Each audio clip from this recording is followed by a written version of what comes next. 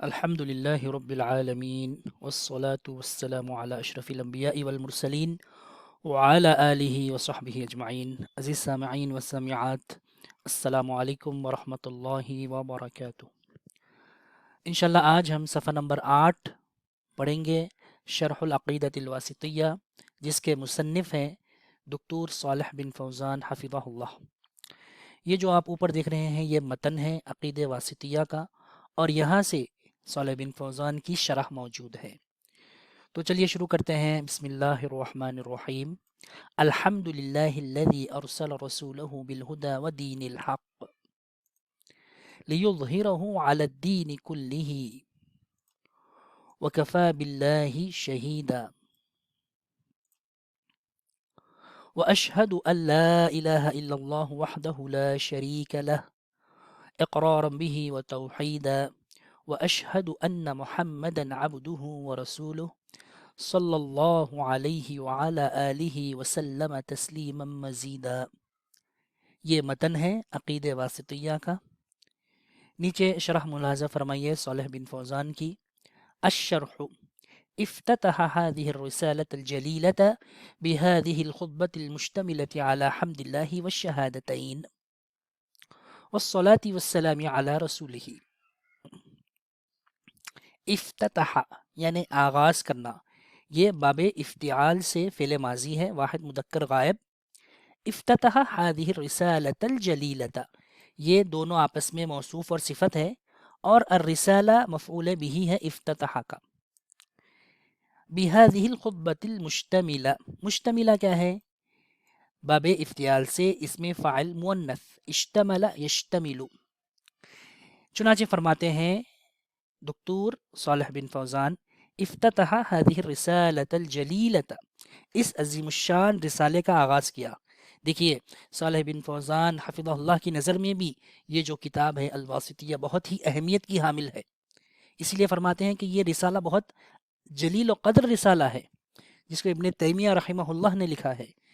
چنانچہ فرماتے ہیں افتتح هذه الرسالة الجلیلة، اس جلیل و قدر رسالے کا آغاز کیا ہے کس نے؟ ابن تیمیہ نے. بهذه الخطبة المشتملة، اس خطبے سے جو مشتمل ہے کس پر؟ علی حمد اللہ، اللہ کی تعریف پر، والشہادتین، اس میں شہادت بھی ہے، والصلاة والسلام علی رسولہ، اپنے رسول یعنی ہمارے رسول پر درود و سلام کے ذریعے سے. دیکھیے جیسے آپ یہاں پر دیکھ سکتے ہیں الحمدللہ اللہ کی تعریف ہے، پھر اس کے بعد اللہ کے رسول پر درود بھی بھیجا گیا ہے جیسے آپ دیکھ سکتے ہیں. تو اسی کی وضاحت یہاں پر صالح بن فوزان فرما رہے ہیں. کیوں کیا؟ تأسین بالرسول، تأسین بالرسول صلی اللہ علیہ وسلم فی احادیثہ و خطبہ. تأسین، سوچئے تأسین کیا ہو سکتا ہے؟ یہ دراصل باب تفعل سے مصدر ہے. تأسى یتأسى تأسین، ٹھیک ہے. یہ کس سے بنا ہے؟ اس کے اصلی حروف کیا ہے؟ اس کے اصلی حروف ہے حمزہ، سین اور واو. جیسے اسوہ کا لفظ ہم استعمال کرتے ہیں، خود اللہ تعالیٰ نے ارشاد فرمایا لقد کان لکم فی رسول اللہ اسوۃ حسنہ، اسوہ، ٹھیک ہے. تو تأسین کا کیا مطلب بنا؟ اسوہ بناتے ہوئے کس کو؟ اللہ کے رسول کو. کیوں؟ کیونکہ انہوں نے بھی کیا کیا اپنے احادیث میں اور اپنے خطبوں میں اسی طرح کا طریقہ استعمال فرمایا.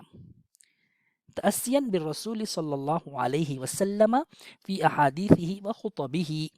احادیث حدیث کی جمع ہے اور خطب خطبۃ کی جمع ہے. وعملا بقولہ تعالی، اور وعملا بقولہ علیہ الصلاۃ والسلام. اور دوسری وجہ ہے کہ اس حدیث پر عمل کرنے کی غرض سے. کون سی حدیث؟ کل امر ذی بال لا یبدأ فیہ بحمد اللہ فہو اقطع. ہر وہ کام جو شروع کیا جائے، ٹھیک ہے، ہر وہ عظیم الشان کام، ذی بال یعنی جس کی کوئی اہمیت ہو. کل امر ذی بال لا یبدأ، جس کا آغاز نہ کیا جائے، فیہ اس میں، بحمد اللہ اللہ کی تعریف کے ذریعے سے آپ اگر اس کا آغاز نہیں کرتے ہیں تو کیا حکم دیا اللہ کے نبی نے؟ فَهُوَ أَقْطَعُ. اقطع کیا ہے بابے؟ یہ دراصل افعال التفضیل کے وزن پر ہے. اقطع یعنی نامکمل. اللہ کی تعریف اگر آپ نہیں کریں گے شروعات میں تو آپ کا کلام ناقص ہے، نامکمل ہے. رواہ ابو داود وغیرہ. وَيَرْوِي بِبِسْمِ اللَّهِ الرَّحْمَنِ الرَّحِيمِ. اور اسی طرح ایک اور روایت میں آتا ہے بِبِسْمِ اللَّهِ الرَّحْمَنِ الرَّحِيمِ. کیا مطلب؟ کل امر ذی بال لا یبدأ فیہ ببسم اللہ الرحمن الرحیم، یہ مطلب ہے. ومعنی اقطع ای معدوم البرکت.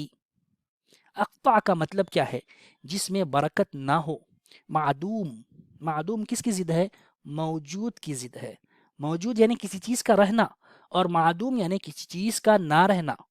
معدوم البرکتی، برکت کا نہ رہنا. اگر آپ اللہ کی حمد نہیں کریں گے تو اس کام میں برکت نہیں رہے گی. ٹھیک ہے. اب یہاں پر دیکھیے وَيَجْمَعُ بَيْنَ الرِّوَایَتَيْنِ بِأَنَّ الْإِبْتِدَاءَ بِبِسْمِ اللَّهِ حَقِيقِيٌّ وَبِالْحَمْدِ لِلَّهِ نَسَبِيٌّ إِضَافِيٌّ. یہاں پر کیا فرمانا چاہتے ہیں؟ اس کے لیے ایک مرتبہ آپ اس چیز کو غور سے دیکھیے. یہاں پر دیکھیے سب سے پہلے ہم سمجھتے ہیں کہ الابتداء الحقیقی، حقیقی ابتدا کسے کہتے ہیں؟ ٹھیک ہے. جیسے کہ آپ دیکھیے بسم اللہ الرحمن الرحیم الحمد للہ الذی ارسل رسولہ بالہدی. یہاں پر یہ جو بسم اللہ آپ دیکھ رہے ہیں یہ ابتدائے حقیقی ہے، یعنی کلام کے آغاز میں جو بھی آ رہا ہے اسے کہتے ہیں ابتدائے حقیقی. ٹھیک ہے. دیکھیے اس سے پہلے کیا کچھ موجود ہے؟ کوئی کلام موجود ہے؟ کوئی کلمہ موجود ہے؟ نہیں ہے. ٹھیک ہے. تو یہ ابتدائے حقیقی ہے، یعنی کس چیز سے آپ شروعات کر رہے ہیں وہ ابتدائے حقیقی ہے. اب ایک چیز آتی ہے ابتداء النسبی یا الاضافی.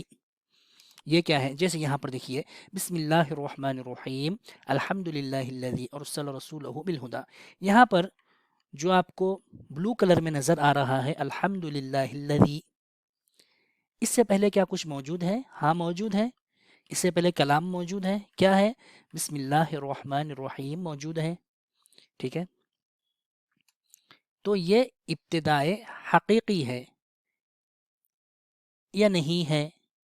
نہیں ہے. الحمد للہ الذی ابتدائے حقیقی نہیں ہے. کیوں؟ ابتدائے حقیقی یعنی ایسا کلام جس سے پہلے کوئی کلمہ، کوئی لفظ، کوئی کلام نہ ہو. اب الحمد للہ سے پہلے تو بسم اللہ الرحمن الرحیم آ چکا ہے، لہٰذا ابتدائے حقیقی نہیں ہے. اب اس کو اس سے آپ جو ہے نا نسبت دے کے دیکھیے. یہاں پر ہم نے کیا کیا؟ اس والے سے نسبت جوڑ کے دیکھی. ٹھیک ہے. تو حقیقی نہیں تھا، لیکن جب ارسل رسولہ بالہدی سے آپ اس کو کمپیئر کریں گے، اس کی اضافت کریں گے، اس کی نسبت دیں گے تو آپ کو کیا نظر آئے گا کہ یہ الابتداء النسبی او الاضافی ہے. کیا مطلب؟ ارسل رسولہ بالہدی سے تو پہلے آ رہا ہے، اس سے پہلے آنے کی وجہ سے یہ ابتدائے نسبی ہے. وہ بھی ابتدائی ہے، یعنی بعد والے کے لحاظ سے تو اس سے پہلے آ رہا ہے، لہٰذا اس کو ابتدائے نسبی کہتے ہیں. ٹھیک ہے. تو امید کرتا ہوں کہ آپ کو سمجھ میں آ گیا ہے کہ ابتدائے نسبی اور ابتدائے حقیقی کسے کہتے ہیں. مختصر الفاظ میں ابتدائے حقیقی ایسا کلام ہے جس سے پہلے کچھ نہ ہو، یہ تو حقیقت کے معنی کے لحاظ سے ہے. دوسری چیز ابتدائے نسبی یا اضافی کسے کہتے ہیں؟ جو آپ کے سامنے نیچے موجود ہے کہ اگر اس سے پہلے کچھ ہے تو پھر وہ ابتدائے حقیقی تو نہیں ہو سکتا، جیسے کہ یہاں دیکھ رہے ہیں، لیکن ابتدائے نسبی ہے. مطلب کیا ہے کہ اس کے بعد جو جملہ آ رہا ہے ارسل رسولہ بالہدی، اس سے جب آپ الحمد للہ الذی کو دیکھیں گے نسبت دے کے، تو کیونکہ اس سے پہلے آ رہا ہے لہٰذا یہ ابتدائے نسبی ہے. مطلب کیا ہوا کہ الحمد للہ الذی سے بھی آغاز کیا گیا ہے. ٹھیک ہے. تو اس سے بتانا کیا چاہتے ہیں؟ بتانا یہ چاہتے ہیں کہ احادیث میں تطبیق دینا چاہتے ہیں. تطبیق کیا؟ ایک حدیث میں ہے کہ بسم اللہ الرحمن الرحیم سے اگر شروع نہیں کریں گے تو کام نامکمل ہے اور اس میں برکت نہیں ہوگی. دوسری حدیث میں آتا ہے کہ الحمدللہ سے اگر آپ شروع نہیں کریں گے تو بھی نامکمل ہے اور اس میں برکت نہیں ہوگی. تو اب کس سے شروع کریں گا انسان؟ اگر بسم اللہ سے شروع کرتا ہے تو الحمدللہ چھوٹ جائے گا، اگر الحمدللہ سے شروع کرتا ہے تو بسم اللہ الرحمن الرحیم چھوٹ جائے گا. تو اس کی تطبیق اس طرح دی ہے جیسے کہ آپ کتاب میں دیکھ سکتے ہیں. کیا فرمایا صالح بن فوزان حفظہ اللہ نے؟ وَيَجْمَعُ بَيْنَ الرِّوَایَتَيْن، دونوں روایتوں کو اکٹھا کر دیا گیا ہے، تطبیق کی ایک صورت نکالی گئی ہے، وہ کیا ہے؟ بِأَنَّ الْإِبْتِدَاءَ بِبِسْمِ اللَّهِ حَقِيقِيٌّ، بسم اللہ سے آغاز کرنا یہ حقیقی معنی پر محمول ہوگا، وَبِالْحَمْدِ لِلَّهِ نَسَبِيٌّ اِضَافِيٌّ، اور الحمدللہ سے آغاز کرنا یہ ابتدائے نسبی یا اضافی ہوگا۔ اس طور پر کیا ہوگا کہ دونوں احادیث پر ہم بیک وقت عمل کر سکتے ہیں۔ ایک مرتبہ میں یہاں سے اس کی ریڈنگ کروں گا، پڑھوں گا، آپ لوگ غور سے دیکھیے اور میرے ساتھ پڑھنے کی کوشش کریے۔ افتتح هذه الرسالة الجليلة بهذه الخطبة المشتملة على حمد الله والشهادتين والصلاة والسلام على رسوله تأسيا، یعنی اسوہ بناتے ہوئے، ٹھیک ہے، بالرسول صلی اللہ علیہ وسلم، اللہ کے رسول کو اپنے اسوہ بنایا، کیوں؟ کیونکہ آپ نے فی حدیثہ و خطبہ، آپ بھی اسی طرح کیا کرتے تھے اپنے خطبوں میں اور اپنے حدیث میں، وعملا بقولہ، اور اسی کے علاوہ یہ جو حدیث ہے اس حدیث پر عمل کرنے کی غرض سے، کیا حدیث ہے؟ کل امر ذی بال لا يبدأ فیہ بحمد اللہ فهو اقطع، رواہ ابو داود وغیرہ، ویروی ببسم اللہ الرحمن الرحیم، ومعنى اقطع ای معدوم البرکة، ويجمع بین الروایتین بأن الابتداء ببسم اللہ حقیقی وبالحمد للہ نسبی اضافی۔ امید کرتا ہوں کہ یہ دروس آپ کو سمجھ میں آ رہے ہیں۔ اگر آپ کو کسی قسم کا ڈاؤٹ ہے، کسی قسم کا اشکال ہے، خاص طور پر جملے کی ترکیب، اس کے اعراب کے بارے میں، تو آپ ہم سے براہ راست ہمارے واٹس ایپ نمبر پر رابطہ کر سکتے ہیں۔ السلام علیکم ورحمۃ اللہ وبرکاتہ۔